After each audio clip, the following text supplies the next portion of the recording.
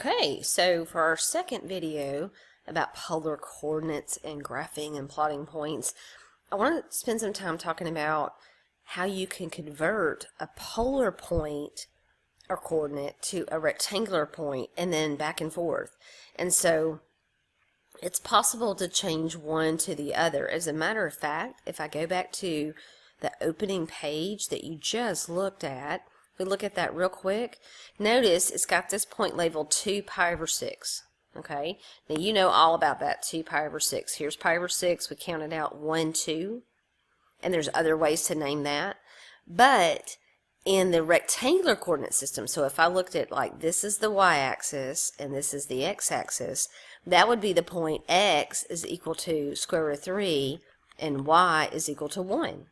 So you could superimpose an xy axis right on top of this polar coordinate system where this is 1, 2, 3, and this point again right here would be square root of 3, 1.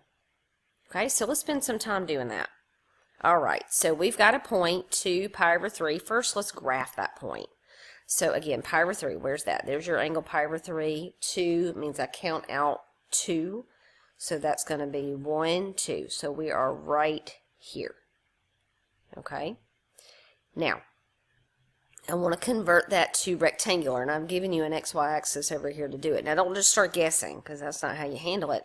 What you need to do is use the fact that x is r cosine of theta, and y is r sine of theta. That's what you're going to use to convert an r theta, so remember this is r comma theta, to an xy value. So our goal is to come over here and write this as x comma y and then plot that point, and it should be in the same place. Okay, so here we go, we can do this. So I say y is equal to r. What's our r? It's 2, right? Sine of theta. Theta is pi over 3, and you need to simplify this, of course. So that's 2. Y'all know the sine of pi over 3. So if you go back to think about your unit circle, you have all this memorized. At pi over 3, the y value, because that's what sine is what is the y value at pi over 3, remember? So square root of 3 over 2. And in this case, the 2's cancel to give you square root of 3. So when you come over here and you write your point in rectangular form, the y value is square root of 3. Okay, let's calculate the x value. Alright, the x value is x is equal to r cosine of theta. R is still 2. Cosine of pi over 3. Now remember, on your unit circle that I know you have memorized, at pi over 3, the cosine value is 1/2. Because cosine of pi over 3 is 1/2. And then, of course, the 2's cancel in this case as well. So you get an answer that x is equal to 1. And if I plot this point,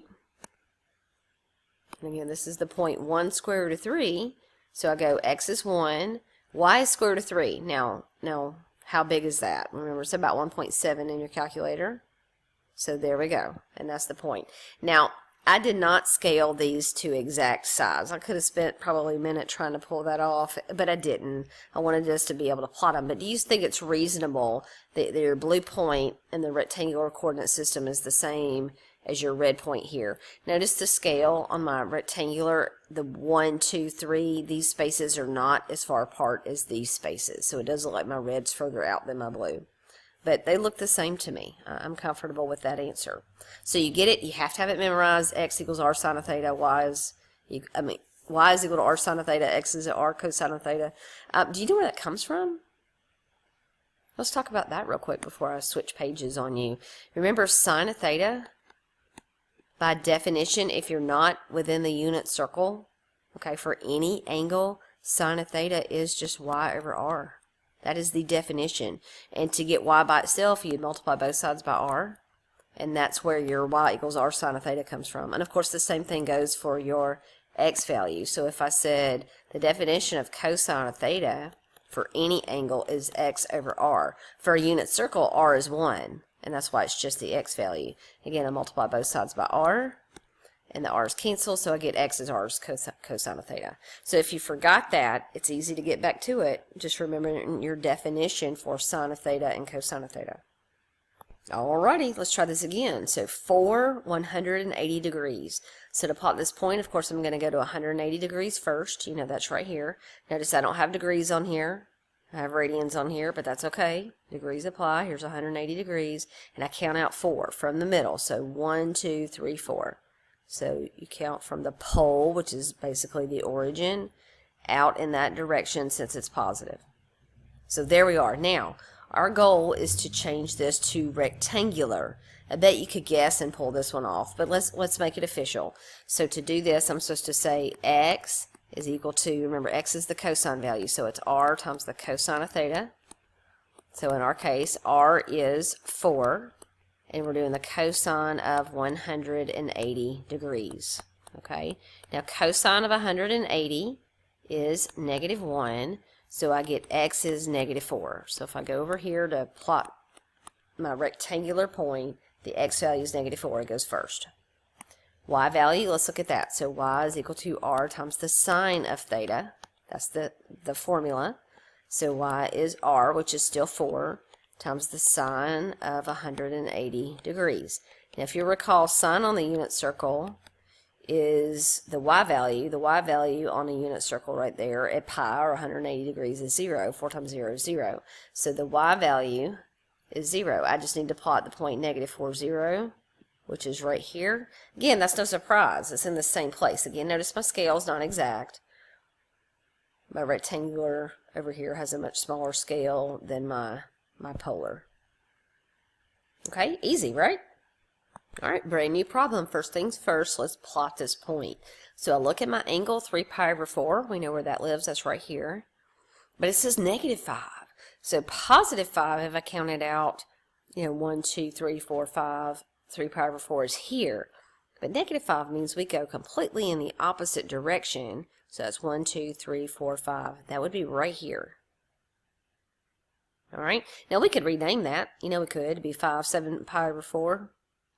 But that's not what they asked us to do. They asked us to convert this to rectangular. So we know when we graph it, and the xy axis is going to be down here in quadrant 4, right?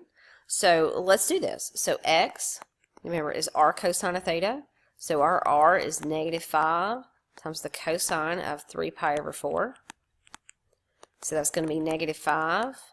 The cosine of 3 pi over 4 is going to be -square root of 2 over 2. So it's going to give us +5 square root of 2 over 2. That is my x value.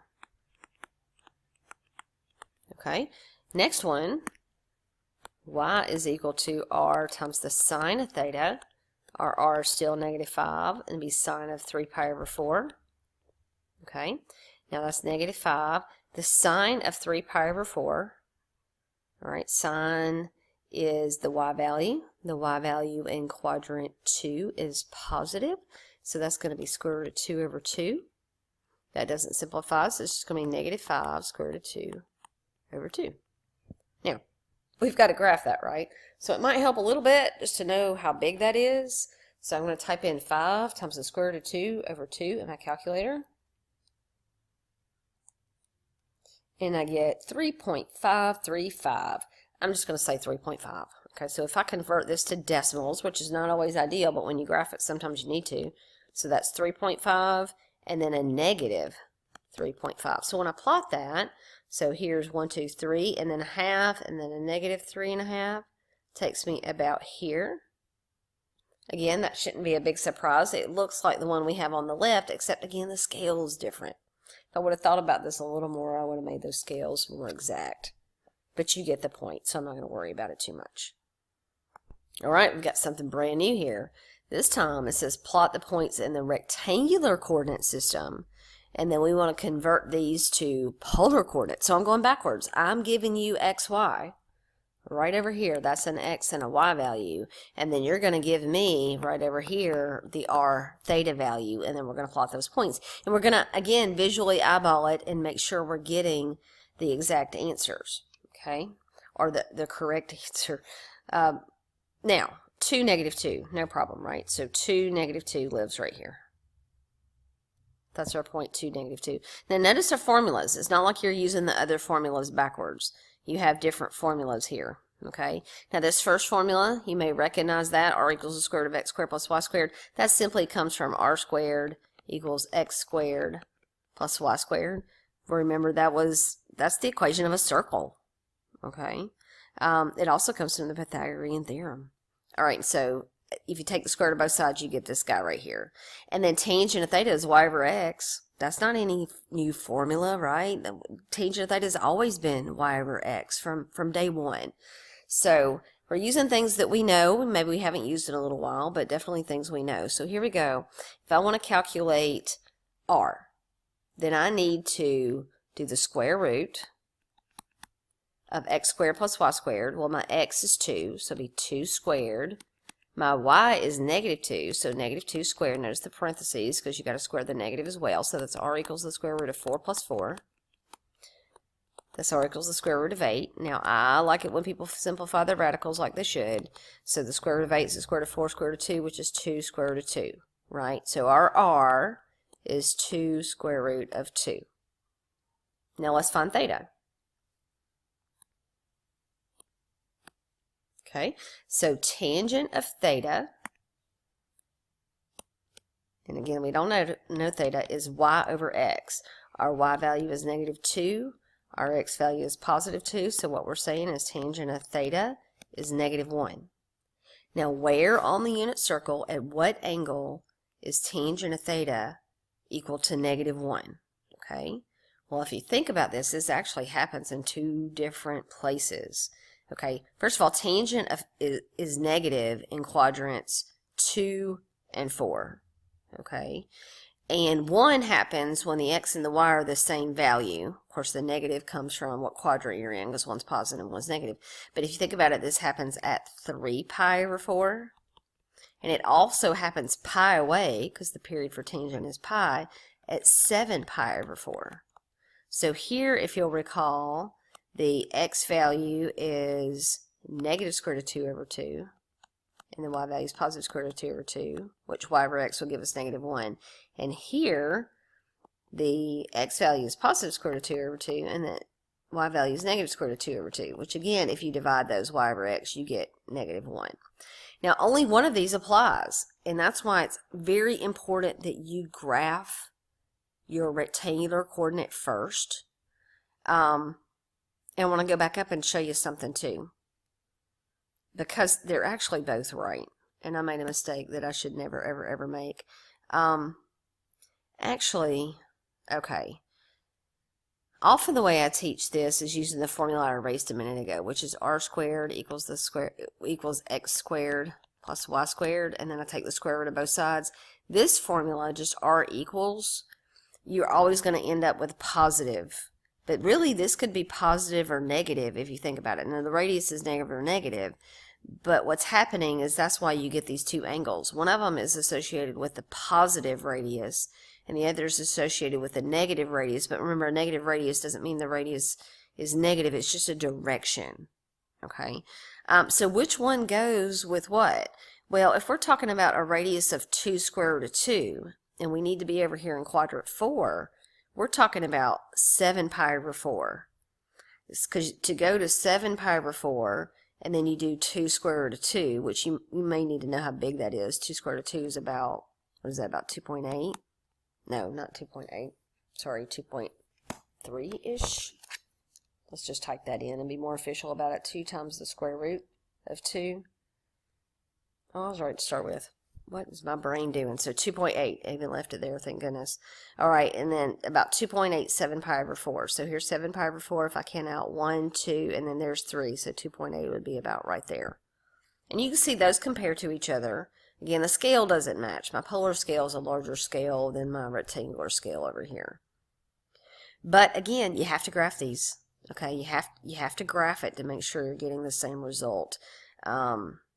Or visualize it in your head, but it's way easier just to graph it.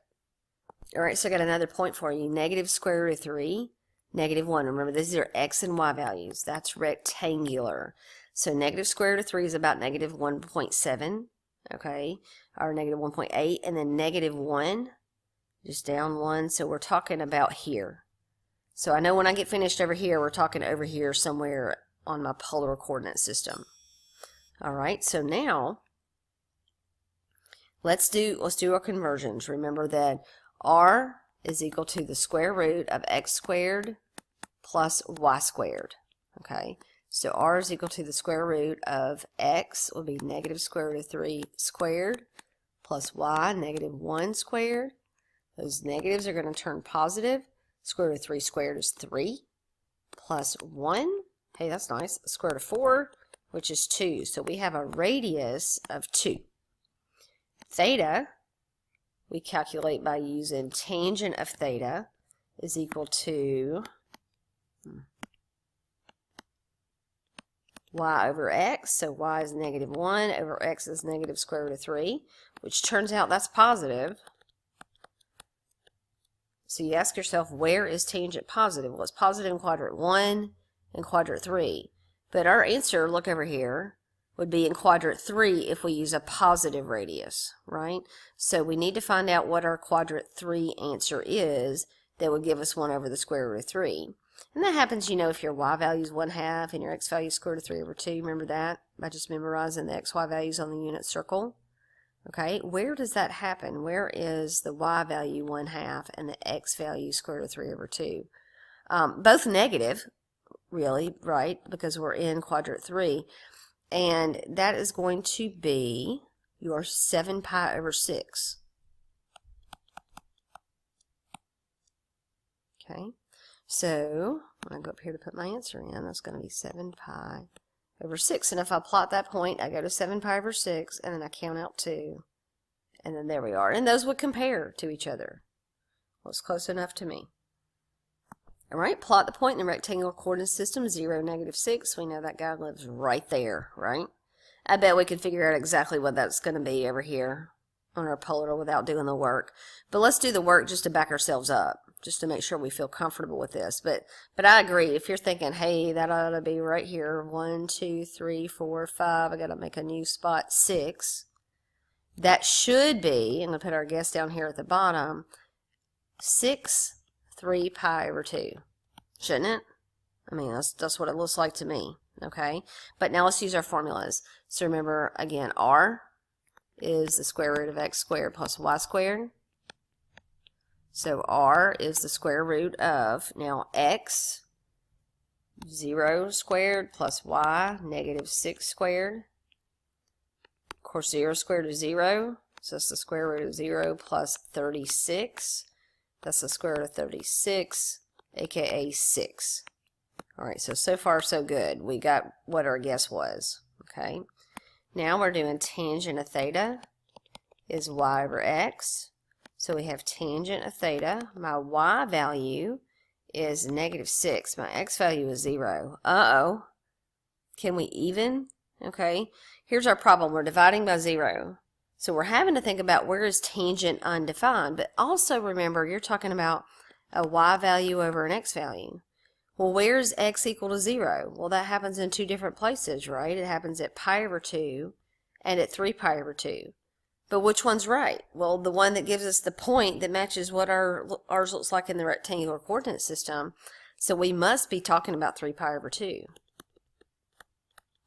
Okay, so theta is equal to 3 pi over 2. Now, I bet you're thinking, what would you be wrong? Would you be wrong if he put -6 positive pi over 2? Well, of course not, right? Because positive pi over 2 and then you count out -6 would still take you right here. So yeah, that's totally fine. And you're always going to get these 2 angles, okay, for your angle theta that you're looking for, and you're going to have to match that up appropriately with a positive r or a negative r. Okay, I've got something new here for you. I'm going to do a couple of these, and then we'll make this the end of the video, and then we'll do more of these when we do our 3rd video. Okay, so converting rectangular to polar and polar to rectangular, but now I'm giving you an equation. I'm not just giving you a point, a coordinate. I'm giving you an equation. Now, y'all know if you graph this, it'll be a straight line, right? That's a linear equation. I know you're very familiar with these things. Sometimes you have to be kind of creative on this to get what you need. Make sure you practice plenty of these. Some of them are very straightforward, like the couple I'm going to do for you now. But in the video that comes up next, you might want to watch some of the more involved problems. None of them are terrible, though. I use the relation between polar and rectangular coordinates. So I'm supposed to use the fact that, don't forget these, x is r cosine of theta. Remember, we just use that a lot. X is equal to r sine of theta. Look, I have a mistake. Whew, I bet I copied that a whole bunch of times too. Y is equal to r sine of theta. X squared plus y squared equals r squared, and tangent of theta equals y over x. Okay? Remember earlier we wrote that as r equals the square root of x squared plus y squared. That works too. Okay? So here we go. I know here's my goal. My goal is to eliminate the x and y values and replace it with r and theta values. That's my goal. I got to get rid of the x, I got to get rid of the y, I got to replace it with r's and thetas. So we can do this. Okay, so I have 2x right over here, real clear for you, is r cosine of theta. So I'm going to replace that with r cosine of theta minus y. Well, real clear over here, after I fixed it, is r sine of theta. Parentheses not required, by the way. All right, equals to 3. Okay, now it says convert the rectangular equation to polar equation that expresses r in terms of theta. What this really means is solve for r. Okay, so that's what that really means. We're going to solve for r, if possible. We can do that. So I'm going to rewrite this as 2r cosine of theta minus r sine of theta equals 3. Now, normally, if this was just a regular algebraic expression, I would combine like terms. Well, I can't. These aren't like terms. One's got a cosine, one's got a sine, one's got an r, one does, oh, that one, but they both have r's, okay? But I can't combine them together. But anytime you want to combine things together and you can't because you're trying to solve for something in there, that means factor, okay? So let's factor out the r. It's going to give me 2 cosine of theta minus sine of theta equals 3. And to solve for r, I'm going to divide by 2 cosine of theta minus sine of theta, and this is going to be my final answer. R is equal to 3 divided by 2 cosine of theta minus sine of theta. Okay. How about, let's save the rest of these guys for the next video. So this is just giving you a heads up of what's coming next. You want to see more of this? Click on over to number 3.